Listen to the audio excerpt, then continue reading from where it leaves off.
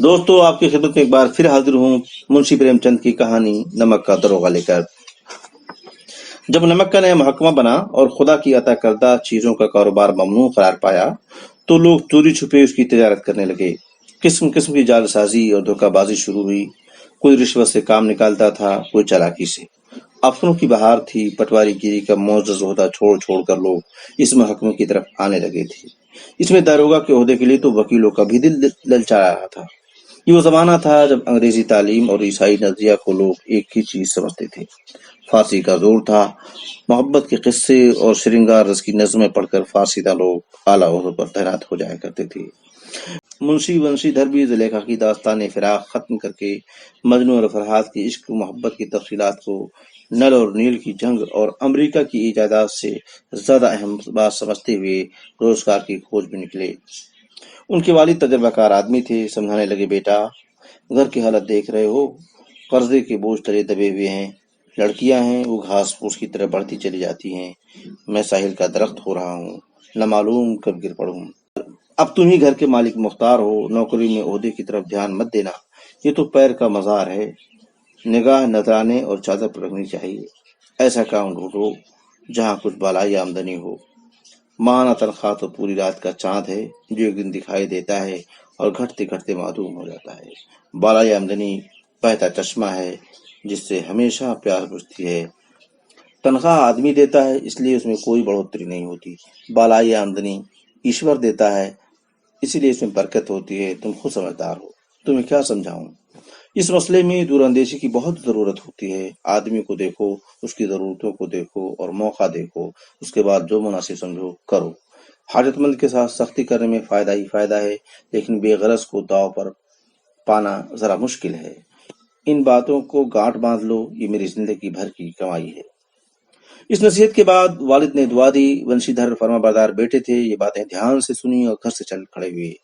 اس وسیع و عریض دنیا میں ان کے لیے صبر اپنا دوست، عقل اپنا رہنما، خود اعتمادی ہی اپنا معاون تھی۔ لیکن نیک خواہشات سے چلے تھے، جاتے ہی نمک محکمہ کے داروغہ کے عہدے پر فائز ہو گئے۔ تنخواہ اچھی اور بالائی آمدنی کا تو کوئی ٹھکانہ ہی نہ تھا۔ بوڑھے منشی جی کو اچھی خبر ملی تو پھولے نہ سمائے۔ مہاجن کچھ نرم پڑے، کلال کی امیدیں لہلائیں، پڑوسیوں کے دل میں حسد کی آگ جلنے لگی۔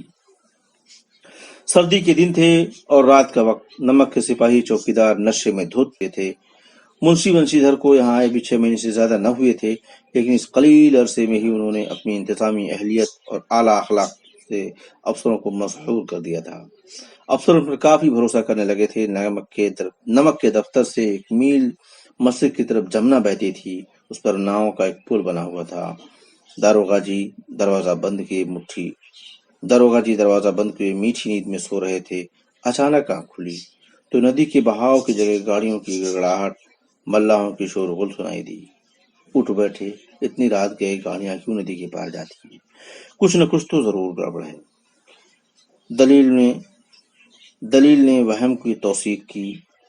وردی پہنی، تمنچا جیب میں رکھا اور آنن فانن گھوڑا دبائے پل پر آ پہنچے۔ گاڑیوں کی لمبی قطار پل کے پار جاتی دیکھی، ڈانٹ کر پوچھا، کس کی گاڑیاں ہیں؟ تھوڑی دیر سناٹا رہا، آدمیوں میں کانافوسی ہوئی، تب آگے والے نے کہا، پنڈت الوپی دین کی۔ کون الوپی دین؟ داتا گنج کے۔ منشی ونشی دھر چونکے۔ پنڈت الوپی دین اس علاقے کے سب سے معزز زمیندار تھے، لاکھوں روپے کا لین دین کرتے تھے۔ ادھر کون ایسا تھا جو ان کا مقروض نہ ہو؟ کاروبار بھی کافی پھیلا ہوا تھا، بڑے تیز ترار آدمی تھے۔ انگریز افسر ان کے علاقے میں شکار کھیلنے آتے اور ان کے مہمان ہوتے۔ 12 مہینے غربا کو صدقہ اور خیرات دی جاتی تھی۔ منشی جی نے پوچھا، گاڑیاں کہاں جائیں گی؟ جواب ملا، کانپور۔ لیکن اس سوال پر ان میں کیا سناٹا چھا گیا۔ داروغہ صاحب کا شک اور بھی گہرا ہوا۔ کچھ دیر تک جواب کا انتظار کرنے کے بعد زور سے بولے، کیوں گونگے ہو گئے ہو؟ ہم پوچھتے ہیں ان میں کیا لدا ہے؟ جب اس بار بھی کوئی جواب نہ ملا تو انہوں نے گھوڑے کی ایک گاڑی سے ملا کر بورے کو ٹٹولا۔ بھرم دور ہو گیا، یہ نمک کے ڈھیلے تھے۔ دوستو، آج کہانی کو ہم یہیں روکتے ہیں اور اگلے ایپیسوڈ میں ہم اس سے آگے پنڈت الوپی دین کی کہانی کو آگے بڑھائیں گے۔ تب تک کے لیے مجھے اشرف بستری کو اپنی اجازت دیجیے۔ شب بخیر۔